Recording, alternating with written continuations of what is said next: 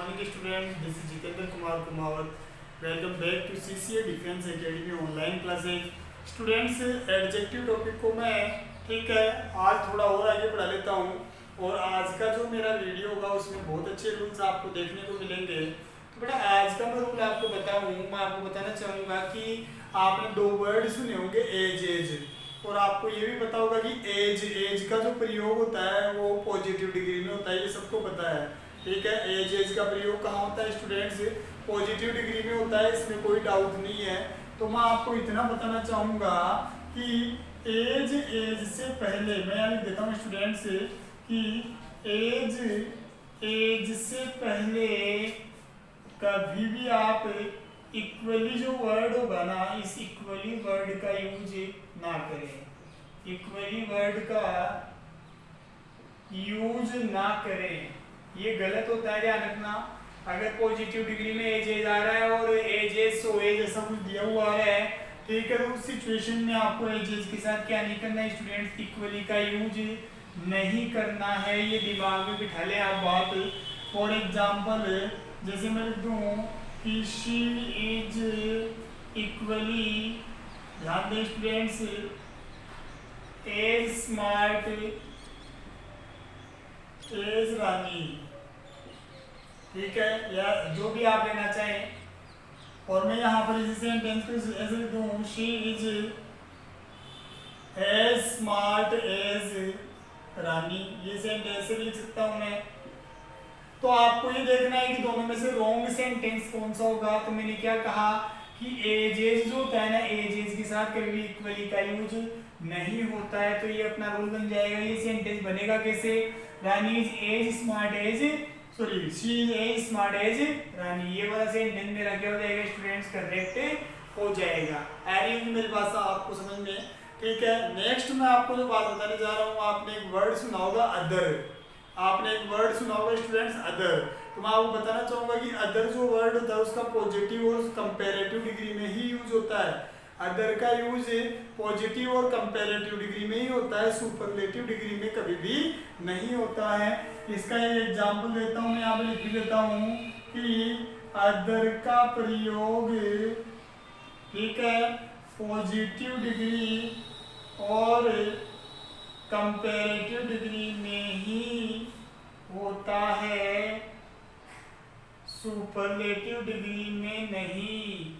तो एज का प्रयोग, सॉरी अदर का प्रयोग पॉजिटिव और कंपैरेटिव डिग्री में ही होता है, सुपरलेटिव डिग्री में नहीं होता है, ये ध्यान रखना आप लोग। इसके लिए मैं कुछ एग्जांपल देता हूँ।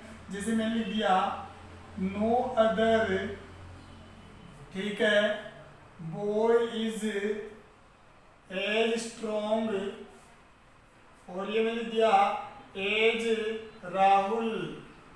एक सेंटेंस ये है, मैं बोल दूं Rahul is stronger than any other boys, और एक और लिख दूं Rahul is the strongest boy of the, या ऑफ ऑल द अदर। ये सेंटेंसेस मैंने आपके सामने रखे स्टूडेंट्स, आराम से समझ सकते हैं, कोई दिक्कत वाली बात नहीं है। इस सेंटेंस में अपने को एजेस दिया हुआ और एजेस के साथ यहाँ पर देखो, ठीक है, एडजेक्टिव दिया हुआ है, ठीक है, और सेंटेंस में आपको क्या दे रखा है? नो अदर दे रखा है। तो एजेस कौन सी डिग्री में आता है स्टूडेंट्स? अपने पॉजिटिव डिग्री में आता है। तो पॉजिटिव डिग्री में मैं अदर का यूज करता हूँ, तो बिल्कुल सही होगा कि no other boy is as strong as Rahul. Rahul जितना स्ट्रॉन्ग कोई दूसरा लड़का नहीं है। आगे मैंने दिया है साहब राहुल इज स्ट्रॉन्गर, देखो स्ट्रॉन्गर ई आर दे रखा है, तो कंपैरेटिव डिग्री है। कंपैरेटिव डिग्री में अपन देन का यूज करते हैं, ठीक है, और अदर का यूज भी कर सकते हैं। कंपैरेटिव डिग्री में भी हम अदर का यूज कर सकते हैं, ठीक है। ये डिग्री कौन सी आ रही है? ईएसटी दिया हुआ है, तो ईएसटी कौन सी डिग्री में आता है? सुपरलेटिव डिग्री में। तो सुपरलेटिव डिग्री में कभी भी अदर का यूज नहीं होता है स्टूडेंट्स। ये वाला सेंटेंस कैसे बनता? ये इस तरीके से बनता कि राहुल इज द ठीक है, देखते जाए स्टूडेंट्स, स्ट्रॉन्गेस्ट बॉय, ठीक है, ऑफ ऑल। आई मेरी बात समझ में? ये सही होता सेंटेंस में, अगर आपने लिखा तो गलत हो जाएगा। तो उम्मीद करता हूँ, ठीक है, आपको इक्वली और ठीक है अदर का रूल समझ में आ गया होगा स्टूडेंट्स। अब मैं नेक्स्ट रूल की बात करूँ स्टूडेंट्स, तो नेक्स्ट रूल और भी इजी होता है अपना, और बहुत आराम से आप नेक्स्ट रूल को कर सकते हैं, कोई प्रॉब्लम आपको नहीं आनी चाहिए, मेरे अकॉर्डिंग आपको कोई प्रॉब्लम नहीं आनी चाहिए स्टूडेंट्स। ठीक है, तो देख लेते हैं अपन। नेक्स्ट रूल मेरा क्या बन जाता है कि हमेशा ध्यान रखना, तुलना जो होती है ना, कंपैरिजन जो होता है वो समान वस्तुओं में होता है, समान व्यक्तियों में होता है। कभी भी असमान वस्तुओं और असमान व्यक्तियों में क्या नहीं होता है स्टूडेंट्स, तुलना नहीं होती है। दो समान वस्तुओं या दो समान व्यक्तियों के बीच ही हमेशा क्या होती है, तुलना होती है। असमान व्यक्तियों और असमान वस्तुओं के बीच तुलना अगर आप करते हैं तो आपका सेंटेंस इनकरेक्ट होगा, रॉन्ग हो जाएगा। आई क्या मेरी बात समझ में? ठीक है, तो मैं यहाँ पे देता हूँ हमेशा एक एक क्वेश्चन बनाता हूँ, यहाँ पे एक रूल बनाता हूँ कि दो समान वस्तुओं या व्यक्तियों, जो भी आप लिखना चाहें, के बीच ही तुलना होती है, कंपैरिजन होता है। असमान वस्तुओं के लिए नहीं, क्या असमान वस्तुओं के बीच नहीं, समान वस्तुओं के बीच तुलना होती है, असमान वस्तुओं के बीच तुलना नहीं होती है। तो ऐसी सिचुएशन में अगर समान वस्तुएं जो है वो सिंगुलर हैं, दो समान वस्तुएं अगर सिंगुलर हैं, तो उस सिचुएशन में आप दूसरी वाली जो समान वस्तु होगी उसके लिए आप दैट ऑफ का प्रयोग करेंगे, और दैट ऑफ के बाद में दूसरी जो समान वस्तु होगी उसका क्या लिख देंगे बेटा, नाम लिख देंगे। और अगर प्लूरल्स के बीच में तुलना कर रहे हो, दो समान वस्तुएं अगर प्लूरल है, तो उस स्थिति में आप यूज करेंगे दोज ऑफ का। किसका बेटा, दोज ऑफ का। ये बात दिमाग में रखना आप लोग। मैंने एक बात कही है कि दो समान वस्तुओं के बीच में अगर तुलना करनी है तो सिंगुलर है अगर समान वस्तुएं, तो उस सिचुएशन में दैट ऑफ का यूज होगा, और प्लूरल है तो दोज ऑफ का यूज होगा। एक एग्जांपल देता हूँ आप लोगों को, मैं लिखूँ यहाँ पर, बहुत ही चीजों में समझ में आएगा आप लोगों को। देखना स्टूडेंट्स, मैंने लिखा कि द एटमोस्फेयर ऑफ ए, और मैं यहाँ पर लिख दूँ साहब mount Abu is better then, ठीक है, दैट ऑफ, और ये मैंने लिख दिया यहाँ पर कोटा। एक सेंटेंस मैंने आपको ये दिया है स्टूडेंट्स, ठीक है, और दूसरा सेंटेंस लिख रहा हूं कि the atmosphere of Mount Abu is better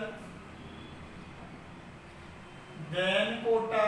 देखो दो सेंटेंसेस मैंने आपके सामने रखे हैं स्टूडेंट्स, और दोनों सेंटेंसेस को आप अच्छे तरीके से पढ़ लें, दिमाग में बिठाएं। मैं आपको 5 सेकंड का टाइम दे रहा हूँ, दोनों सेंटेंसेस को रीड कर लें, ठीक है। थोड़ा सा डिफरेंस है, ठीक है। इस सेंटेंस में मैंने कोटा से पहले दैट ऑफ लगाया है, और सेकंड वाले में मैंने नहीं लगाया है। आराम से एक बार रीड कर लीजिए, सारे बच्चे रीड करें, सबको समझ में आना चाहिए कि मैं क्या कहना चाह रहा हूँ, ठीक है। तो फर्स्ट वाला बोला है the atmosphere of Mount Abu is better than that of Kota, कि माउंट आबू का जो एटमॉस्फेयर है ना वो कोटा के एटमॉस्फेयर से क्या है बेटा, अधिक अच्छा है। और ये क्या बोल रहा है कि माउंट आबू का जो एटमॉस्फेयर है वो कोटा से अच्छा है। आई मेरी बात समझ में? दो सेंटेंस बोले, बोलने का तरीका अलग होगा। अब यहाँ पर समझना अपने को ये है कि तुलना किसके बीच हो रही है, तुलना माउंट आबू और कोटा के बीच हो रही है, या फिर एटमॉस्फेयर की बात हो रही है। यहाँ पर भाई माउंट आबू और कोटा दो स्थान है, तो मैं ये वो पूछना चाह रहा हूँ कि इन दो स्थानों की बात हो रही है, इन दो स्थानों के बीच में तुलना हो रही है, या फिर इन दो स्थानों के एटमॉस्फेयर के बीच तुलना हो रही है, इन दो स्थानों के वातावरण के बीच तुलना हो रही है। तो आपको समझ में आ रहा होगा कि बात तो यहाँ पर किसकी हो रही है, वातावरण की बात हो रही है, ठीक है, कि माउंट आबू का वातावरण क्या बताया गया है, कोटा के वातावरण से अधिक अच्छा बताया गया। तो बात तो वातावरण की हो रही है, माउंट आबू की और कोटा की बात थोड़ी हो रही है, वहां के एटमॉस्फेयर की बात हो रही है। तो दो वस्तुओं के बीच तुलना हो रही है। आई मेरी बात समझ में? एटमॉस्फेयर की तुलना हो रही है कि माउंट आबू का जो एटमॉस्फेयर है वो कोटा के, ये डेटोफ जो यूज लिया है मेरे स्टूडेंट्स को, किसके लिए यूज लिया है, यहाँ पर एटमॉस्फेयर के लिए यूज लिया है। एटमॉस्फेयर सिंगुलर था, वातावरण सिंगुलर है, तो मैं डेटोफ का यूज करूंगा कोटा से पहले, ठीक है, क्योंकि मेरे को दोबारा क्या नहीं लिखने की जरूरत होगी इधर है, ठीक है, एटमॉस्फेयर लिखने की जरूरत नहीं है, तो मैं इसकी जगह क्या लिख सकता हूँ, एटमॉस्फेयर की जगह यहाँ पर क्या लूंगा, डेटोफ का यूज कर लूंगा। एटमॉस्फेयर सिंगुलर है, तो सिंगुलर के लिए मैं क्या ले लेता हूँ, डेटोफ ले लेता हूँ, और उसके तुरंत बाद में क्या लिखता हूँ, ठीक है, दूसरे स्थान का नाम लिख देता हूँ। तो समझ में आ रहा होगा कि दो एटमॉस्फेयर्स के बीच में बात हो रही है, ठीक है। तो समान जो वस्तुएं होती है उनके बीच की जब बात होती है ना बेटा, ठीक है, तो वहां पर एक समान वस्तुओं के बीच कंपैरिजन होता है, असमान वस्तुओं के बीच कंपैरिजन नहीं होता है। तो ये वाला सेंटेंस मेरा बिल्कुल करेक्ट होगा, क्योंकि यहाँ पर दोनों तरफ एक समान वस्तु के बीच क्या हो रहा है बेटा, दो समान वस्तुओं के बीच क्या हो रहा है, तुलना हो रही है, ठीक है। इधर भी एटमॉस्फेयर की तुलना हो रही है और इधर भी क्या हो रही है, एटमॉस्फेयर की तुलना ही हो रही है। तो फर्स्ट वाला सेंटेंस मेरा बिल्कुल करेक्ट होगा। सेकंड वाला सेंटेंस की बात करूं, यहाँ पर भी माउंट आबू के एटमॉस्फेयर की बात कर रहा है कि साहब माउंट आबू का जो एटमॉस्फेयर है, ठीक है, वो कोटा से अच्छा है। अब एक बात तो, ठीक है, आप वातावरण की तुलना कोटा से कर रहे हैं, जबकि वातावरण की तुलना किससे होनी चाहिए स्टूडेंट्स, वातावरण से ही होनी चाहिए। तो यहाँ पे कोटा से थोड़ी करेंगे अपन। हाँ, ये दिया हुआ था कि कोटा के वातावरण से अच्छा है, तो अपना सही होता, लेकिन यहाँ पे तो सीधा एटमॉस्फेयर की तुलना ही किससे कर रहा है, कोटा से कर रहा है। तो ये दो असमान वस्तुओं के बीच में क्या हो रही है, तुलना हो रही है। तो कभी भी असमान वस्तुओं के बीच में क्या नहीं होती है, तुलना नहीं होती है। तो ये मेरा सेंटेंस क्या हो जाएगा, रॉन्ग हो जाएगा। आपको समझ में आ रहा होगा साहब। एक दो सेंटेंसेस में और देता हूं आप लोगों को। मैं लिख दूं यहाँ पर द स्टूडेंट्स, ठीक है, ऑफ, और ये मैंने दिया सीसीए स्कूल, आई मेरी बात समझ में, और मैंने यहाँ पे दिया आर वाइजर देन, ठीक है, दोज ऑफ टीपीएस। ये एक सेंटेंस लिखा, और इसी सेंटेंस को दूसरे तरीके से लिख दूं, the students of CCA school are wiser than TPS school, या टीपीएस भी कर सकता हूं। एक ये सेंटेंस लिख दिया मैंने। समझ में आ रहा होगा कि सीसीए स्कूल के जो स्टूडेंट्स हैं वो ज्यादा बुद्धिमान है, किसके बजाय बेटा, टीपीएस स्कूल के स्टूडेंट्स के बजाय। तो यहाँ पर मेरे को एक बात बताओ, दो स्कूलों के बीच में तुलना हो रही है या फिर स्कूलों के स्टूडेंट्स के बीच में तुलना हो रही है? तो आपका आंसर ये होगा कि सर स्कूलों के बीच में तुलना नहीं हो रही, स्कूलों के स्टूडेंट्स के बीच में क्या हो रही है, तुलना हो रही है। देख लो, जैसे स्टूडेंट्स ऑफ सीसीए स्कूल के विद्यार्थी जो है वो टीपीएस स्कूल के विद्यार्थियों से क्या है, ज्यादा, ठीक है, वाइज है, बुद्धिमान है। तो यहाँ पे स्टूडेंट्स देखो प्लूरल था, ठीक है, तो इस तरफ में प्लूरल के लिए क्या लिया मैंने बेटा, दोज ऑफ का यूज किया। प्लूरल्स के लिए किसका यूज करते हैं बेटा, दोज ऑफ का यूज करते हैं जब दो समान वस्तुओं के बीच में तुलना होती है और दो समान वस्तुएं जो है वो प्लूरल है, तो उस सिचुएशन में किसका यूज करता हूँ, दोज ऑफ का यूज करता हूँ। तो ये वाला तो मेरा करेक्ट हो जाएगा स्टूडेंट्स, ठीक है। ये दोज किसके लिए आ रहा है, यहाँ पर स्टूडेंट्स के लिए आ रहा है। The students of CCA school are wiser than TPS. अब यहाँ पर स्टूडेंट्स की तुलना किससे हो रही है, आप भी समझ सकते हैं, टीपीएस स्कूल से हो रही है। स्टूडेंट्स की तुलना स्कूल से कैसे हो सकती है, स्टूडेंट्स की तुलना तो स्टूडेंट्स से ही करो। तो यहाँ पे देन के बाद में टीपीएस सीधा आ रहा है, ये रॉन्ग है, यहाँ पर दोज ऑफ आना चाहिए था, तो ये मेरा क्या हो गया, रॉन्ग हो गया। तो स्टूडेंट्स आपको समझ में आया होगा मैंने क्या बताया आप लोगों को, ठीक है, बहुत ईजी वे में समझ में आ रहा होगा आप लोगों को, कोई दिक्कत नहीं आनी चाहिए, ठीक है। अब मैं थोड़ा आगे बढ़ता हूँ और अगला रूल मैं आपके सामने देता हूँ। अगला रूल जो है वो और भी इजी होगा, ठीक है। तो देखो ये जो रूल मैंने आपको बताया है, ये रूल बड़े इंपॉर्टेंट रूल आपके बहुत काम आने वाले रूल है, ठीक है। और इन रूल्स में अगर आप मात खाते हैं तो वो आपकी गलती होगी, मैं आपको बार बार बोल रहा हूँ, ठीक है, मेरा नेक्स्ट टूल क्या बोलता है वो भी देख लें। अपना जो टाइम्स वर्ड होता है, टाइम्स, अगर किसी सेंटेंस में आपको टाइम्स शब्द दिया हुआ है, टाइम्स, मैं टाइम की बात नहीं कर रहा हूँ, टाइम्स, अगर किसी सेंटेंस में टाइम्स शब्द का प्रयोग होता है ना, तो टाइम्स शब्द का प्रयोग कंपैरेटिव डिग्री में होता है पॉजिटिव, सॉरी मैं उल्टा बता गया, टाइम्स जो शब्द होगा बेटा इसका अपन कंपैरेटिव डिग्री में यूज करते हैं, मैंने ये बताया आप लोगों को, ठीक है। तो थोड़ा मैं आपको थोड़ा बताना चाहूँगा स्टूडेंट, देखो इस वाले रूल को मैं एक बार थोड़ा देखना चाहूँगा, क्या पता आपका गलत हो जाए, तो गलत काहे को बताएं स्टूडेंट्स आपको, तो बताऊँ। हाँ, टाइम्स जो वर्ड होगा ना बेटा इसका यूज जो होता है वो पॉजिटिव डिग्री में होता है। कौन सी डिग्री में होता है स्टूडेंट्स? पॉजिटिव डिग्री में होता है, कभी भी क्या नहीं होता है बेटा, कंपैरेटिव डिग्री में नहीं, ये ध्यान रखना, ठीक है। मैंने क्या कहा, टाइम्स जो शब्द है इसका प्रयोग पॉजिटिव डिग्री में होता है, कंपैरेटिव डिग्री में नहीं। जैसे मैं एक एग्जांपल दूं कि रवि इज 4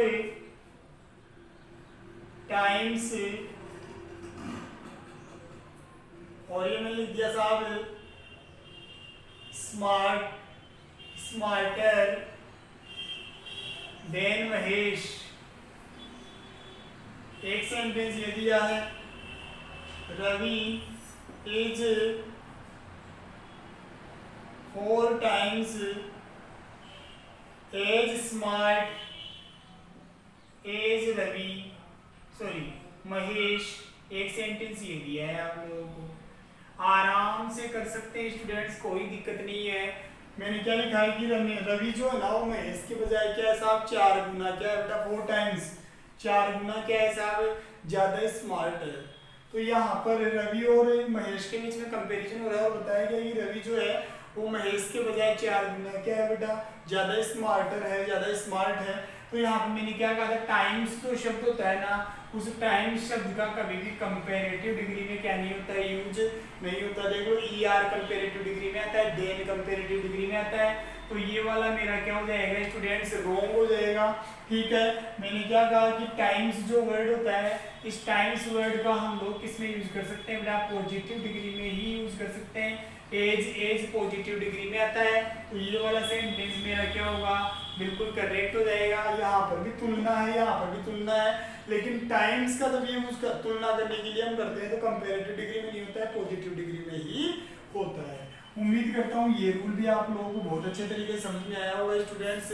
अब मेरा नेक्स्ट रूल देखो, नेक्स्ट रूल क्या बोलता है, वो और बीजिए नेक्स्ट रूल, ये भी आपको समझ में आ जाएगा स्टूडेंट्स, ठीक है। नॉर्मली हम क्या करते हैं बेटा, ठीक है, एडजेक्टिव्स के लास्ट में एलवाई लगाकर एडवर्ब बना लेते हैं। नॉर्मली में हम क्या करते हैं बेटा, ठीक है, एडजेक्टिव्स के लास्ट में एलवाई लगाकर एडवर्ब बना लेते हैं। मैंने क्या कहा कि सामान्यतः, ठीक है, एडजेक्टिव्स के अंत में एलवाई लगाकर एडवर्ब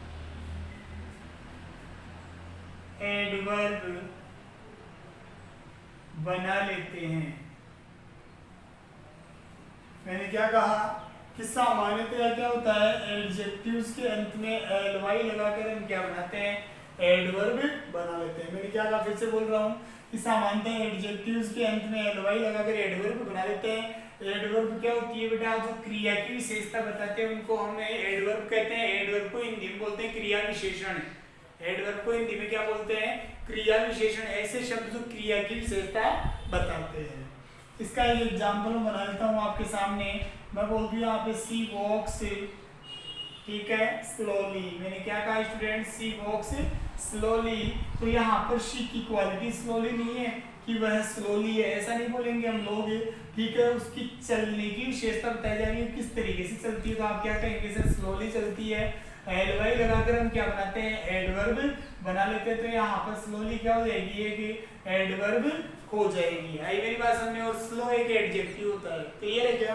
तो मैंने क्या कहा कि किसी एडवर्ब के अंत में एल वाई लगाकर, किसी एडजेक्टिव के अंत में एल वाई लगाकर एडवर्ब बना ली जाती है, ठीक है। एडवर्ब हमेशा किसको डिनोट करती है बेटा, वर्ब को डिनोट करती है। किसकी विशेषता बताती है बेटा, वर्ब की विशेषता बताती है। तो वॉक की विशेषता क्या है, स्लोली। आई क्या मेरी बात समझ में। आप लोग इजी वे में कर सकते हैं, कोई दिक्कत थोड़ी है आप लोगों को, ठीक है साहब। तो ये सेंटेंस आपके सामने था स्टूडेंट्स, इजी वे में आप लोग कर सकते हैं, कोई दिक्कत नहीं आने वाली है आप लोगों को, ठीक है। कोई दिक्कत नहीं आनी चाहिए, आपको ये पता होना चाहिए कि एडवर्ब क्या होती है। लेकिन मेरा यहाँ पर एक नोट बनता है, एक रूल बन जाता है कि अपनी जो वर्ब्स ऑफ परसेप्शन होती है, verbs of perceptions, verbs of perceptions जो होती है, ठीक है, वह परसेप्शंस क्या होती है, जो सेंसेस को डिनोट करती है, ठीक है। ज्ञानेंद्रिय हमारे जो नाक, कान, आंख, जीभ, स्किन है ना, तो वर्ब्स ऑफ परसेप्शन के बाद हमेशा एडजेक्टिव्स का यूज होता है, एडजेक्टिव्स का ही यूज होता है, यूज होता है, एडवर्ब्स का नहीं, एडवर्ब्स का नहीं। ये आप दिमाग में फीड कर ले बात। मैंने क्या कहा है कि वर्ब्स ऑफ परसेप्शन जो होती है ना, उनके बाद हमेशा एडजेक्टिव का प्रयोग होता है, कभी भी एडवर्ब का प्रयोग नहीं होता, मतलब एल वाई का प्रयोग नहीं होता है। वर्ब्स ऑफ परसेप्शन कौन कौन सी होती है, जैसे सीन, अपीयर, ठीक है, ऐसे में लिख दिया फील, देखते जाएं, ऐसे में लिख दिया स्मेल, सूंघना, नाक से सूंघते ना हम, ठीक है, ऐसे में लिख दिया टच। आई मेरी बात समझ में। ऐसे में लिख दिया स्टूडेंट्स यहाँ पर, ठीक है, सी देखना, हियर सुनना, ठीक है, टेस्ट टेस्ट चखना, ठीक है। और भी कुछ देख लेना आप, जो भी वर्ब्स ऑफ परसेप्शन जिनसे हमें क्या होता है बेटा, कुछ अनुभूति होती है। सीन का मतलब प्रतीत होना, अपीयर, अपीयर की स्पेलिंग से ही कर लेना, अपीयर, अपीयर का मतलब प्रतीत होना, स्मेल का मतलब सूंघना, फील का मतलब महसूस करना, टच का मतलब स्पर्श करना, सी का मतलब देखना, हियर का मतलब ठीक है सुनना, और टेस्ट का मतलब स्वाद लेना। ये क्या होती है बेटा, हमारी ज्ञानेंद्रियों से हम सारे काम करते हैं। हमें कोई चीज़ गलत लगती है मतलब अपीयर होती है, लगती है, प्रतीत होती है, तो वो कहाँ से लगती है बेटा, हमें हमारी सेंसेस का मतलब हमारा माइंड काम में आता है। तो मैंने क्या कहा, वर्ब्स ऑफ परसेप्शंस के बाद हमेशा एडजेक्टिव का ही यूज होता है। वर्ब्स ऑफ परसेप्शन के बाद से मैं बोलूँ, मैं यहाँ पर लिख दूँ साहब कि सी, और यहाँ बोल दूँ साहब अपीयर्स, देखते जाए स्टूडेंट्स, आपको समझ में आएगा। सी अपीयर्स सेडली, अगर मैं ऐसे लिखता हूँ और एक सेंटेंस में लिख दिया सी अपीयर्स सेड, आप आराम से दिमाग लगा सकते हैं कि कौन से वाले में क्या होगा। ध्यान दें, अपीयर क्या है बेटा, एक वर्ब्स ऑफ परसेप्शन है। तो वर्ब्स ऑफ परसेप्शन के बाद में हम क्या हमेशा एडजेक्टिव का ही यूज करते हैं, जबकि यहाँ पे क्या दे रखा है अपने को, एडवर्ब दे रखी है। एल वाई से एंड होने वाले क्या होते हैं बेटा, एडवर्ब होती है, तो ये मेरा रॉन्ग हो जाएगा, ठीक है। अपीयर के तुरंत बाद मेरे को क्या लेना है, एडजेक्टिव लेना है। तो एडजेक्टिव मेरे पास क्या है, सेड, ये क्या है मेरा एक विशेषण है, ये मेरा सही हो जाएगा, ठीक है। एक सेंटेंस और देखना, मैं यहाँ पर बोल दूँ कोई भी एक अच्छा सेंटेंस में ले लूँ यहाँ पर, ठीक है, जैसे बोलूँ सी, और मैं यहाँ पर बोल दूँ बेटा हियर्स माई, और मैं बोलती हूँ वर्ड्स, वो मेरे शब्दों को सुनती है, और मैं आगे लिख दूँ पोलाइटली, ठीक है बेटा। और एक सेंटेंस और लिख दूँ मैं, शी हियर्स माई वर्ड्स, वो मेरे शब्दों को सुनती है, ठीक है। पोलाइटी, कैसे, विनम्रता के साथ, आराम से देख सकते हैं, कंफ्यूज होने की जरूरत नहीं है, आराम से कर सकते हैं, कोई दिक्कत वाली बात नहीं है। यहाँ पे हियर्स दे रखा है, यहाँ पर भी क्या दे रखा है स्टूडेंट्स, हियर्स ही दे रखा है। मैंने क्या कहा था, हियर सुनना, सुनना अपना क्या है बेटा, सेंसेस से रिलेटेड होता है, अपनी ज्ञानेंद्रियों से रिलेटेड होता है। तो मैंने क्या कहा, हियर्स के तुरंत बाद में अगर कोई एडजेक्टिव है तो वो सही है, लेकिन एडवर्ब गलत हो जाएगा। इसमें देखो लास्ट में क्या दे रखा है बेटा, एलवाई दे रखा है, तो ये तो रॉन्ग है। यहाँ पर ये पोलाइटली नहीं आएगा, ये पोलाइटी है। देखो यहाँ पर वाई है लेकिन एल नहीं है, एलवाई नहीं है, केवल वाई है। तो ये मेरा क्या हो जाएगा बेटा, बिल्कुल सही हो जाएगा। तो उम्मीद करता हूँ आपको ये रूल समझ में आ गया होगा स्टूडेंट्स। इस रूल में आपको कोई प्रॉब्लम नहीं आई होगी, ठीक है।